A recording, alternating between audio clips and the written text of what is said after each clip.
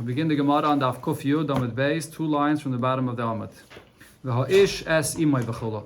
It says in the Mishnah that a son, will yarshin his mother, and the mother will not yarshin him. And it's the son that yarshins the mother first, if there's a son. If there's no son, then a daughter will yarshin her mother, similar to the way it is by Yerusha from a father. So the Gemara here will bring the source for this. From where did we know this? The Tanu Rabbanan, we learned in Abraisa. The pasuk says, "V'chol bas yireshes nachla mimatois b'nei Yisrael," a daughter which inherits an inheritance from the tribes of Yidden. So the expression that the pasuk here uses when it says that she inherits from tribes of Yidden, it uses a plural term, mimatois. Now, what this pasuk is talking about, the context of the pasuk is saying, this is in the end of Parshas Masin, the end of Chumash Bamidbar, that because a woman can inherit from her father or from her mother, as we'll see here, the Gemara will explain, and therefore then, if she gets married to someone that's not from her own Shevet, then that inheritance that she got from her father or mother will end up by her children or maybe by her husband, meaning that the inheritance from one Shevet will end up by a different Shevet. Therefore, the pasuk there says that in that generation, the Torah says the mitzvah that she must marry only someone from her Shevet, not from another Shevet. It was only a mitzvah for that generation. Later on, it was nizbatel. But for that time, that's what this pasuk is saying. But the point here that the Gemara is going to darshan is, it says that this woman, she yarshins mimatois. She can yarshin from 2 of tribes amongst Eden. So the question is, ha'eich bas yireshes shnei matais. How is this woman able to inherit from 2 different tribes? So the answer is, Ella, the case is, Zu she'avia mishevet echad, if her father is from one shevet, v'ima mishevet acher, and her mother is from another shevet, umeisum, and they passed away, v'yarshasan, and therefore she inherits her father from one shevet, and she inherits her mother from another shevet. So I see here that a daughter will inherit the father, in a case where there's no son, and a daughter will also inherit the mother. Okay, now the Rashbam points out, even though I just finished explaining that really a woman is only supposed to marry a husband from the same shevet, so that this should not happen, that they should be from different shvatim. But over here, in this case, when there are sons, then the woman is allowed to marry a man from a different shevet, because the sons that are going to yarshin the father, and there's no concern that it's going to go to a different shevet. So over here, l'chatchila, there were sons, and therefore she was able to marry. And then later they passed away, and now the daughter is yarshining. Okay, now here we see from this pasuk that a daughter yarshins the mother. Now ve'enli elabas. So from this pasuk I see that it's the daughter that yarshins the mother. Ben minayin. How do I know that a son also yarshins the mother? So Amrit, the Brisa says, you'll say kal v'chaimer. This is, I can learn this with a kal v'chaimer. Uma bas, if when it comes to a daughter, shehura koicha b'nichsei ha'av, she has a weaker power when it comes to inheriting the father. As we know, that the son is the one that inherits, if there's a son, and then the daughter does not inherit at all. So over there, the daughter has a weaker power in relation to inheriting the father. Yofe koicha b'nichsei ha'im. So I see here that the Torah is saying that she has the power to yarshin from her mother. Ben sheyafa koicha b'nichsei ha'av, a son that has a stronger power in yarshining from the father. Ein edin sheyafa koicha b'nichsei ha'im. So most definitely, he has the power to yarshin from his mother. A simple kal v'chaimer. If a daughter could yarshin from the mother, definitely the son can yarshin from the mother. Now, furthermore, the Brisa says, it's not only the fact that a son could yarshin from the mother like a daughter. How do we know that in a case where there's a son, then only the son yarshins from the mother and not the daughter? Says the Gemara, O mimakim shabos. Now, based on this, we say we go back to the source from where you're bringing this idea. Mala halon ben koidim labas, just like when a son yarshins from the father, so the son comes before the daughter. If there's a son, then only the son yarshins and not the daughter. Afkan, here as well, ben koidim labas. Once I say that the son yarshins the mother, I say that the fact that he yarshins the mother is similar to the way he yarshins the father. That's only he that yarshins if there's a son and not the daughter. This is the Tanakama here in the Brisa. Rab Yosef bar Yehuda, Rab Elazar bar Yosi Amru, Mishum, Rab Chaye ben Akatzev. They both said in the name of Rab Chaye ben Akatzev that when it comes to yarshining the mother, it's actually different. Echad ben ve'echad bas shavin b'nichsei ha'im. The son and the daughter, regarding yashining the mother, are on the same level. If there's a son and there's a daughter, they both yashin together. The son does not go before the daughter to yashin alone, and the daughter doesn't yashin. No, they actually both will yashin from the mother. When it's from a father, the son yashins and not the daughter. But by a mother, they both will yashin. Says the Gemara, "My time. What's the reason of the opinion of Reb Chaye ben Akatzev? The reason is because we say, since we learned this out from a Kal V'Chaimer, it doesn't say here, we don't have a source in the pasuk to say that the son yashins the mother. The source was that the daughter yashins the mother. We learned out that the son yashins the mother from the Kal V'Chaimer, that if the daughter yashins, definitely the son yashins. So therefore we say, Dayay, lebam and adin, liyais kinidin. That if you're learning something out from a Kal V'Chaimer, then it can't be stronger than the source itself. Since you're learning it out from a Kal V'Chaimer that the daughter yashin, so therefore we're not going to say that the son becomes stronger than the daughter herself. That the son should yashin even before the daughter. If you're learning out the fact that the son yashins the mother from the fact that the daughter yashins the mother, how could we say that now this Kal V'Chaimer tells me that the son should be even stronger than the daughter, come before the daughter? Anytime you learn out a Kal V'Chaimer from any source, what you learn out cannot be stronger than the source from where you take it from.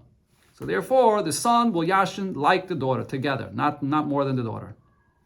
Now the Gemara explains, the Tanakama that says that no, once we say that the son yashins, we say that the son yashins a mother, just like when he yashins the father, and he yashins first. Loi dorish dayai. Does he not hold this concept of dayai, which means that we could only learn out what there is in the source? Dayai literally means enough, that you can't learn out more than what there is in the source. This concept of dayai, we learn it from a pasuk, that in a Kal V'Chaimer, you can never learn more from what the source is. The Tanya, as we learned in Abraisa, Midin Kal V'Chaimer Keitzad. From where do we see the concept of learning a Kal V'Chaimer, which is one of the Yud Gimel Midas, Shatayra Nedreshes, that you learn a Kal V'Chaimer? Where do you find in Taira a Kal V'Chaimer? So the Kal V'Chaimer is in the end of Parshas Balaischa, by the story of Miriam, when she had Atzaras, and the pasuk there says, "Vayomer Hashem al Moshe." The Eibusher says to Moshe, "Va'avia yorek b'fanea halei tikolim shivas yamim." That if her father would spit at her, then she would be embarrassed for 7 days. Kal V'Chaimer l'shchina. Definitely for the shchina that over here, because she did something which was an offense for the shchina, so there is a reason that she should have to have this nega for a period of time. Now, when you have a Kal V'Chaimer from a father to the shchina, you would think that the shchina is much greater than a father, and therefore I would say that over here it should be double. Arba asar should be 14 days that she should be embarrassed, and maybe the Yidden should have to wait for her 14 days until her tzaras will go away, and then they can travel. So why wouldn't we say that the tzaras should be for 14 days? It was only 7 days. Why not 14? Ella, the reason is because whenever you learn out a Kal V'Chaimer, you can't learn out more than what the source is. Since we're saying that the Eibusher says that if she would embarrass her father, so it would be for 7 days. So if her father would embarrass her, that is. If her father would embarrass her, it would be for 7 days. So too, regarding the Shechina, it's only 7 days. Even though the Shechina is much greater, but it doesn't matter. Whenever you learn from a Kal V'Chaimer, you can't learn out more than what the source is. So therefore over here, the Gemara is asking as well, how is the Tanakama saying that I learned that a son yashins the mother from the fact that a daughter yashins the mother, and I'm giving the son more power than the daughter? You can't give more power to the son if you learn it out from the daughter. Answers the Gemara, Ba'alme Dorish Dayai. The Tanakama here, usually he does learn this concept of Dayai. But Vishani Hacha, in our case, it's different, because the pasuk that we quoted before, what does it say? Mi matais. That the daughter will yashin, mi matais, and it uses the plural term. As we explained, what does it refer to, mi matais? That a daughter yashins the father, and a daughter yashins the mother. And because it uses that plural term, we not compare them. Makish, mata ha'em, lamata ha'av. We compare the mother that comes from one shevet, meaning the fact that the daughter yashins the mother, to the fact that the daughter yashins the father. Mata ha'av, just like when it comes to the Yerusha from the father, ben kaidem labas, a son comes before the daughter, and that we learned that already before in the beginning of the Perek. The sources from the Psukim, it says there clearly that the son comes before the daughter. Af mata ha'em, so too when it comes to the mother, ben kaidem labas, the son comes before the daughter. So it's the hekish, the comparison that we compare mi matais, these two Yerushas, that the Yerusha of the son always comes before the daughter, whether you're yashining the father or you're yashining the mother. Okay, now the Gemara here brings a discussion regarding the halacha. Rav Nitoi, Sava lemeved uvde Rab Chaye ben Akatzev. Rav Nitoi wanted to paskin like Chaye ben Akatzev that when it comes to yashining a mother, that the son and the daughter yashin together. Amalei Shmuel, so Shmuel said to him, Keman, Kizcharia, you're paskening like Zachariah? Efes Zachariah. The opinion of Zachariah is nothing. Don't follow the opinion of Zachariah. Another Amayra, Rab Tavla, Avad Uvde Rab Chaye ben Akatzev. He paskened like Rab Chaye ben Akatzev. Amalei Rav Nachman said to him, My high, why are you paskening this way that a son and a daughter yashim together from the mother? Amalei, so he answered him, because the Omer of Chinana Bar Shalmiya Mishmei de Rav, he said in the name of Rav, that halacha Rab Chaye ben Akatzev, that we pasken like Rab Chaye ben Akatzev. Amalei, so Rav Nachman tells him, Zil ahadabach, go and retract your psak din, and v'iloi, if you're not going to take back your psak din, I'll take Rav Chinana bar Shalmiya out of your ears. Meaning, Rashbam says, I'll put you in some kind of excommunication if you don't change your psak din, because really Rav never said this. We do not pasking like Rab Chaye ben Akatzev. A third case where we see this happened, Rav Huna bar Chiya, Savala Mavad Uvdik Rab Chaye ben Akatzev. He also wanted to pasking like Rab Chaye ben Akatzev. Amalei Rav Nachman, so Rav Nachman said to him as well, My high, why are you paskening like Rab Chaye ben Akatzev? Amalei, Da'amar Rav Huna, Amar Rav. So he quoted in the name of Rav Huna, that Rav Huna said in the name of Rav, that halacha Rab Chaye ben Akatzev, that we pasken like Rab Chaye ben Akatzev. Amalei, so Rav Nachman says to him, Eshlach lei, should I send someone to inquire by Rav Huna himself if this is true, that he heard this from Rav, that we pasken like Rab Chaye ben Akatzev? So Ichsif, so Rav... who is it over here? Sorry, one second. Who's the one that Rav Huna bar Chiya, that is? Rav Huna bar Chiya got embarrassed. He says, "Are you going to send to inquire by Rav Huna?" And then it may turn out that what I said in his name is not true, even though he claimed that he heard it and he must have heard this way. But it could be that Rav Huna retracted his opinion. So then it's going to turn out that it's not like what he said. So he got embarrassed. Amalei, as Rav Nachman says to Rav Huna bar Chiya, Hashte kinoch nafshe de Rav Huna. If Rav Huna would have passed away already, itrisas lekivli, you would have stood strong in your opinion against me, and you would have said that this is what I heard in the name of Rav Huna. But now that Rav Huna is still alive, I'm able to go and tell you that I'll send and inquire by him, and we'll find out that it's not true, that we don't pass like Rab Chaye ben Akatzev. So now the Gemara says, V'iyu kaman savra. Rav Nachman, as we see in these few cases here, that Rav Nachman held that we do not paskin like Rab Chaye ben Akatzev, we paskin like the Tanakama, that even by the Yerusha of a mother, the son comes first before the daughter. According to who was he saying this? Kiha, the Rav Shmuel, he was following what Rav and Shmuel both said. The Omri Tarvayu, they both said, Ein halachek Rab Chaye ben Akatzev, that we do not paskin in this case like Rab Chaye ben Akatzev. Now the Gemara brings another story in relation to this. Mistamech va'ozol Rab Yanai akasva de Rab Simloi. Rab Yanai, in his older age, when he couldn't walk himself, he was hard of seeing, so he was leaning on his on a servant, which was Rab Simloi. Now va'asi Rab Yehuda Nesiya la payu. Rab Yehuda Nesiya, which was actually a grandson of Rab Yehuda Anasi, was coming towards them.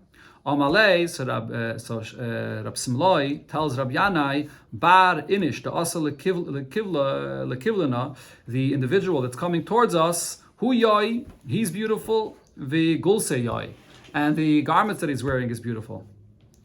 Now, Kimata Legabe, when he actually came to Rab Yanai, and as I mentioned, he couldn't see so well, Gashasha, so he felt his garment that he was wearing. Amalei, so he says to his servant, Dein Shiyure Kesak, the garment that he's wearing is like a sackcloth. It's a rough garment. It's not such a beautiful garment at all. And he says, the halacha regarding a sackcloth is, when it comes to the shear of tumah, by a regular wool garment, the shear of tumah is 3 by 3 finger breadths. By a sackcloth, it's 4. So this has the shear of the tumah of a sackcloth. He's not wearing beautiful garments. Okay, so now Boya Minei. So Rabbi Yehuda Nesiya asks a question from Rabbi Yanai. Minayin, from where do we know leben shekaydim labas, that a son yashins before a daughter benichseyeh, when it comes to an inheritance from a mother? Amalei, so he answered him, and he brings the pasuk that the Gemara brought before. The pasuk says matois, that the daughter yashins from two tribes. It could be from a mother or a father, from both of them. And as we said before, makish mata ha'em lemata ha'av. We compare when you yashin from a mother to when you yashin from a father. Ma mata ha'av ben kaidim labas. Just like when you yashin from the father, the son comes before the daughter. Af mata ha'em. So too when it comes to a mother, ben kaidim labas. The son comes before the daughter. That's the drasha. Now Amalei. So further, he asked him another shaila. Rabbi Yehuda Nasiya is asking Rabbi Yanai. Maybe I should say, Ima mata ha'av, just like when you yashin from a father, b'choir neitel pishnayim. There's the halacha of a b'choir, that a b'choir gets a double portion. Af mata ha'aim, so maybe also when you yashin from a mother, b'choir neitel pishnayim. There should also be a din of a b'choir that should get a double portion when you yashin from a mother. If you're comparing the Yerusha from a mother to the Yerusha from a father, it should be the same thing. That was a shayla that he asked Rabbi Yanai. Amalei l'shamei. So when Rabbi Yanai heard this shayla, he says to his servant Rabbi Simloi, "Guide, take me. Let's continue on further." He wasn't interested in answering Rabbi Yehuda Nasiya. Les dein tzavi lemeilaf. This individual is not interested in learning, so he didn't want to answer him. He just wants to ask questions, and he's not looking for an answer. Some say that he saw from the way he asked that he wasn't interested in. He's just trying to ask questions, and he's not looking for an answer. Others say that the answer to this question is so simple that he doesn't need me to answer him. Okay, but now the Gemara actually brings the sources from the Psukim. From where do we know that the halacha of a b'choir only applies to when you yashin from a father and not when you yashin from a mother? The time emai. So what's the reason for this? That there's no b'choir by the mother. Amar Abaye. So Abaye says Amakra, because the pasuk says when it talks about the halacha of a b'choir, b'chol asher yimotzi loy. That the b'chor yashins, whatever is found to him. Him is lashon zachar, meaning to the father. Loy v'loy lo. That's only by a father and not by a mother. From here we see that there's no din of b'chor by a mother. But the Gemara asks on this, how do you know that that's always the case? Maybe I could say, Hanimili, when do I say that there's no din of b'chor by a mother? That's b'chor shenasa almana. That's in a bachor, that is. Sorry. Bachor shenasa almana. That's in a case where the father was a bachor when he got married, and meaning this child that we're talking about now here, this b'choir is a firstborn to the father, because he was never married before. And he's not a firstborn to the mother, because she's an almana.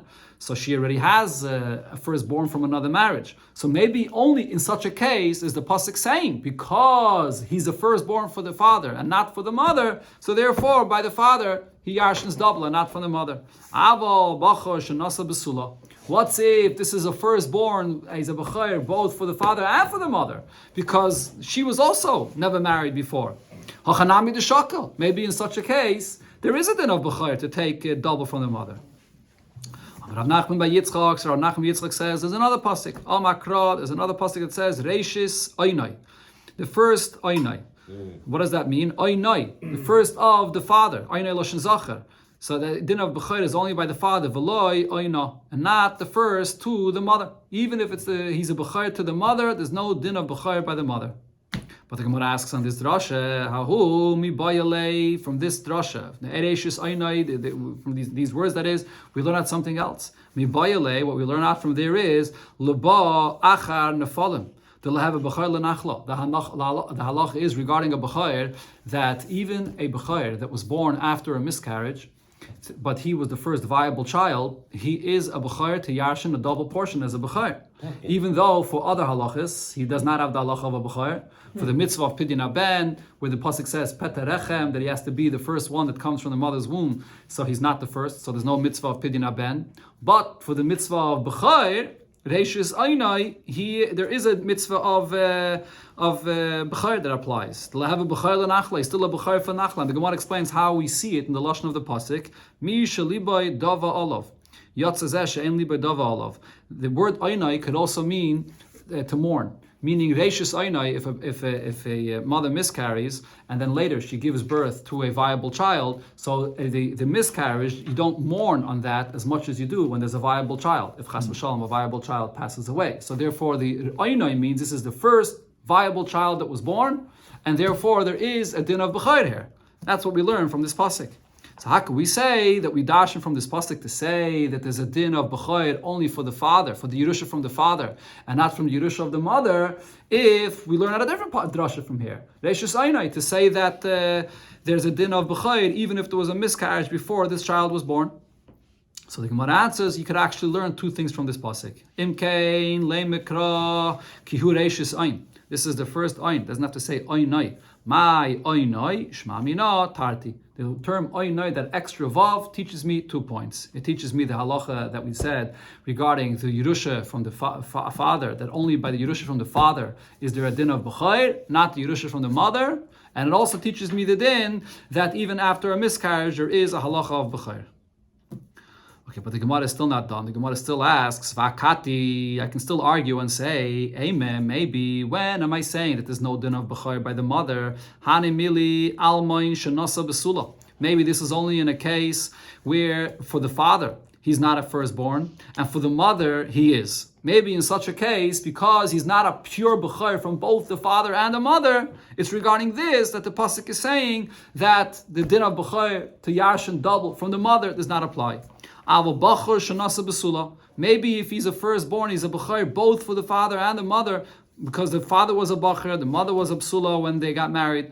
Maybe hachanami the shakel. Maybe he still takes a double portion. So the point the Gemara is saying is there are different cases of a b'chayr. You can be a b'chayr only from the father, you can be a b'chayr only from the mother, and you can be a b'chayr from both. So the fact that we're being memayit and saying that there's no din of b'chayr by the mother, how do we know to put it on a case where he's a pure b'chayr?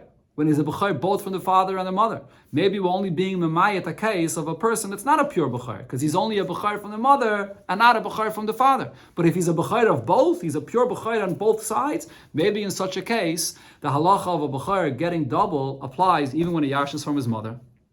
So because of this, the Gemara brings another pasuk. El Omar Rava, so therefore Rava says, Omar Kra, there's a pasuk that says, Loi mishpat ha-b'chayra, for him, meaning Lashon Zacha, going on the father, there's the halacha, there's the mishpat, there's the din of b'chayra. Mishpat b'chayra le'ish, there's a din of b'chayra regarding the man, meaning if you're yashining a father. V'loi mishpat b'chayra le'isha. And there's no din of b'chayra regarding a mother, regarding the woman. So the Rashbam says, according to the last drasha that the Gemara brings there, you don't need any of the previous drashas, because mishpat b'chayra means no matter what kind of b'chayra this is. It doesn't matter if he's a b'chayra from the father, from the mother, from both. The halacha of b'chayr only applies when he's yashining his father, ish, not when he's yashining isha, his mother. Okay, now another piece over here. The Gemara goes back to the Mishnah. It says in the Mishnah, "Va'isha sishtai," a man will inherit his wife. It says the Gemara, "Mina anamili." From where do we see that a man inherits his wife?